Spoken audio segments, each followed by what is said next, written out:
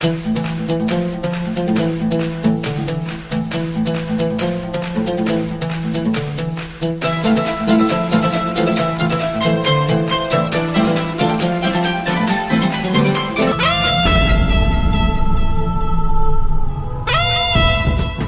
कि आपने बोला कि हाँ कोई भी जॉब करे लेकिन वुमेन्स को करनी चाहिए, एक इंडिपेंडेंट लाइफ जीनी चाहिए, वो बहुत जरूरी है।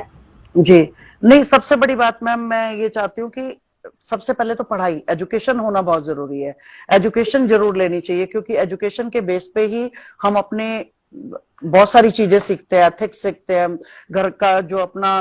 एक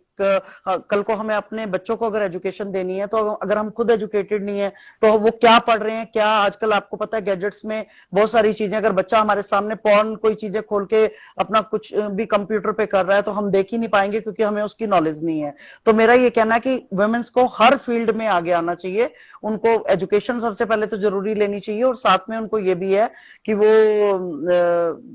लॉ का कई लोग लिख रहे हैं मैम की जो मिसयूज करती हैं वुमेन्स जो लॉ का, तो उनके लिए भी मैं मैसेज देना चाहूंगी कि अगर सोसाइटी ने या हमारी सरकार ने बहुत सारे ऐसे लॉ बनाए हैं तो वो वुमेन्स की हेल्प के लिए बनाए हैं, तो उनको हमें मिसयूज नहीं करना चाहिए। जो करेक्ट है, जो हमें जहां जरूरत है, जहां पर हमारी राइट्स को जो डिस्टर्ब किया जा रहा है या हमारे राइट्स जो है वो छीने जा रहे हैं हमसे, या हमें वो उन सब चीजों के लिए जो जो एक्ट बने हैं, जैसे डोमेस्टिक वायलेंस एक्ट बना है या आईपीसी सीआरपीसी में बहुत सारे प्रोविजन है जिसमें वुमेन्स को ये पावर मिली हुई है कि वो अपने राइट्स के लिए लड़ सकती हैं, तो वो अपने राइट के लिए लड़े, लेकिन साथ साथ ये कि मिसयूज ना करें, झूठ ना बोलें। मैं आजकल देख रही हूँ कई बहुत सारे ऐसे जो पॉक्सो एक्ट बना है उसका बहुत ज्यादा मिसयूज हो रहा है। लोग क्या करते हैं कि प्रॉपर्टी डिस्प्यूट्स हैं पड़ोसियों के साथ या अपने रिलेटिव्स के साथ, बच्चों को आगे कर देते हैं कि इसने हमारी लड़की को छेड़ा है, इसने ये गलत काम किया है, इस तरह से करके वो पॉक्सो में फंसा देते हैं जिसमें कि बेल तक नहीं है। तो इस तरह का काम नहीं करना चाहिए। कहने का कि हमारी जो सोच है वो प्योर होनी चाहिए, उसमें कहीं पर भी इस तरह का नहीं होना चाहिए कि हम उस लॉ का मिसयूज करें, क्योंकि अगर हमें ये फैसिलिटी मिली है तो उसको फैसिलिटी को हमें अच्छे चीज के लिए अवेल करना चाहिए, वो चाहे मेल है चाहे वो फीमेल है, दोनों को ही तभी उस लॉ का फायदा है अगर वो उसको गुड फेथ में यूज कर रहा है तो। और वो उससे क्या है कि एक जो फेथ जो डेवलप है, जो अब क्या होता है कि पुलिस के पास कोई अल्लाह दिन का चिराग होता नहीं है, हम लोग देखकर ही जज करते हैं कि कौन गलत है कौन सही है, या जो सिचुएशंस हैं या जो ये कहिए कि आप जो हमें मौके पर एविडेंसेस दी जाती हैं, तो अब क्या होता है कि अगर लॉ ये कहता है कि अगर किसी महिला ने कोई भी बात कह दी तो ये माना जाता है कि वो करेक्ट कह रही है, उसी के ऊपर एफआईआर दर्ज हो जाती है। लेकिन ये महिला को देखना है कि उसके साथ वो चीज हुई है कि नहीं हुई है। जैसे आजकल मैंने देखा कि बहुत सारे लिव इन रिलेशनशिप में लड़कियां रह रही हैं लेकिन उसके बाद रेप के एलिगेशन लगा देती हैं, पहले अपनी कंसेंट से वो फिजिकल रिलेशन बनाती हैं, बाद में फिर ये बात आती है कि आपने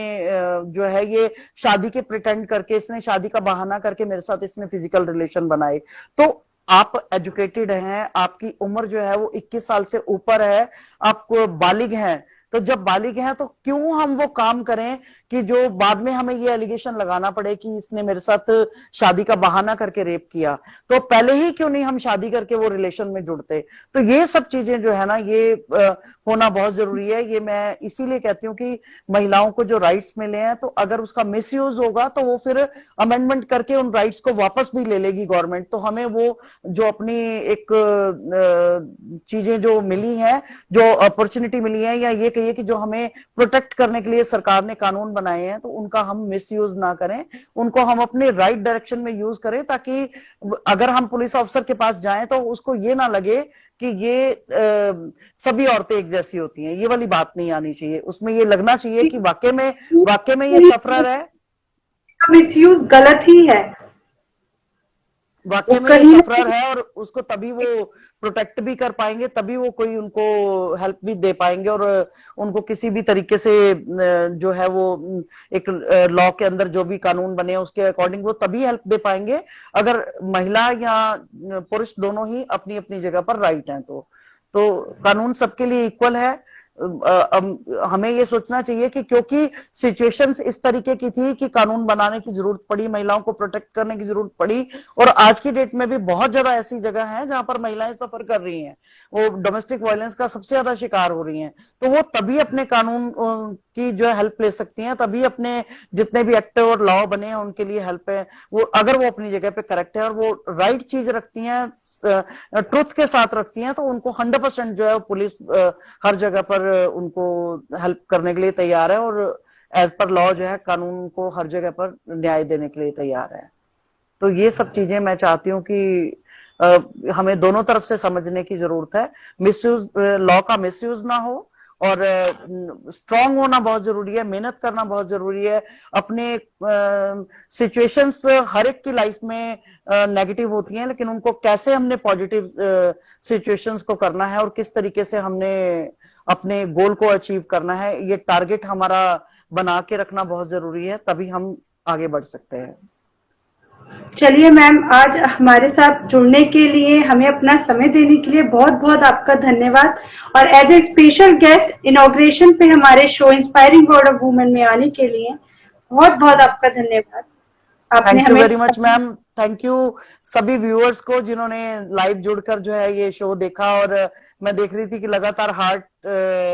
लोग दे रहे थे, हार्ट दे रहे थे, तो अच्छा लग रहा था कि एटलीस्ट लोग साथ साथ, बीच में मैं कमेंट भी पढ़ रही थी बहुत सारे लोगों के कि जो बता रहे थे कि किस तरीके से क्या क्या वो फेस कर रहे हैं। तो मेरा यही कहना है कि मैं सबको यही मैसेज बार बार यही कहना चाहती हूँ कि ये लाइफ बहुत प्रीशियस लाइफ है। हमें अंडरस्टैंड करना चाहिए कि परमात्मा ने ये जो जिंदगी हमें दी है वो किस पर्पस के लिए दी है, इसके पर्पस को अचीव करना चाहिए, इसके गोल को अचीव करना चाहिए, और अपनी लाइफ में कुछ ऐसा करके जाना चाहिए कि जब मरें तो लोग याद करें कि हाँ, आप एक वो इंसान आया था इस दुनिया में और ये एक अच्छा काम करके गया, और ये एक मिसाल कायम करके गया है। ये सब जब हम सोचेंगे तो एक अच्छा समाज हम डेवलप कर पाएंगे, अपने कंट्री की प्रोग्रेस कर पाएंगे, और बहुत सारी खुशियां हम परिवार को और अपने आसपास बिखेर पाएंगे। तो एक स्माइलिंग फेस हमेशा जो है ना, पॉजिटिव सोच के साथ स्माइलिग फेस रखकर सिचुएशंस को हैंडल करते हैं, तो आप हमेशा हर चीज अचीव कर सकते हैं। आपका बहुत बहुत शुक्रिया, धनलक्ष्मी का बहुत बहुत शुक्रिया, और अजय ठाकर जी मेरे जो ब्रदर हैं उनका बहुत बहुत शुक्रिया आप लोगों से कनेक्ट करने के लिए, और आपकी फाउंडेशन के साथ कनेक्ट करने के लिए, और बहुत सारे व्यूअर्स के साथ कनेक्ट करने के लिए बहुत बहुत शुक्रिया। मैंने यूट्यूब चैनल है मेरा, मैंने सुरिंदरजीत कौर के नाम से ही, ACP सुरिंदरजीत कौर लिखेंगे तो आएगा वो, उसमें मैंने कुछ अभी फिलहाल 4-5 वीडियो डाली हैं जो कि काफी मैंने मुद्दे जो छोटे छोटे हैं उसको उठाया उनमें, कि आजकल किस तरीके की प्रॉब्लम्स हैं, तो लोग सब्सक्राइब कर सकते हैं, देख सकते हैं वहां पर जाकर कि